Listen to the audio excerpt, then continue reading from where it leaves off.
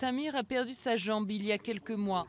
Comme beaucoup d'habitants du nord-ouest de la Syrie, il avait fui vers la Turquie pour se protéger des combats. C'est en voulant repasser la frontière pour apporter de la nourriture dans son village de Khirbet al-Jawz qu'il a sauté sur une mine. Nous avons quitté Djouvetchi.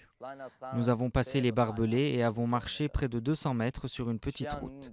La météo était mauvaise et il y avait de la boue. Soudain, j'ai ressenti quelque chose et j'ai été projeté en arrière. Quand la mine a explosé, un éclat a touché celui qui marchait derrière moi. Il a perdu un œil. Seule solution pour les rebelles qui ont pris le contrôle de cette région, il faut déminer. C'est le travail d'Abou Baïda.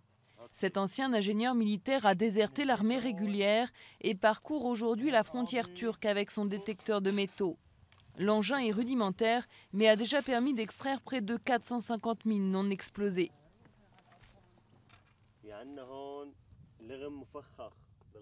Ici, on a une mine prête à exploser. Elle a été déposée au cœur d'une ferme d'oliviers dans la région de Khirbet al-Jawz. Quand les réfugiés traversent la frontière, l'explosion leur coupe les jambes.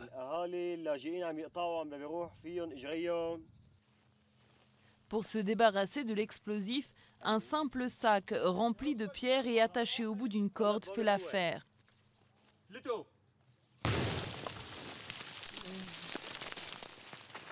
D'après les rebelles, les mines sont directement destinées à empêcher les Syriens de se réfugier en Turquie.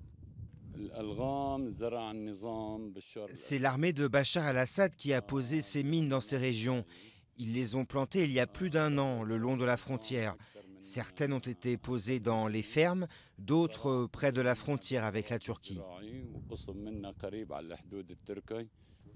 Mais les rebelles ne font exploser que celles qu'ils ne peuvent pas déplacer.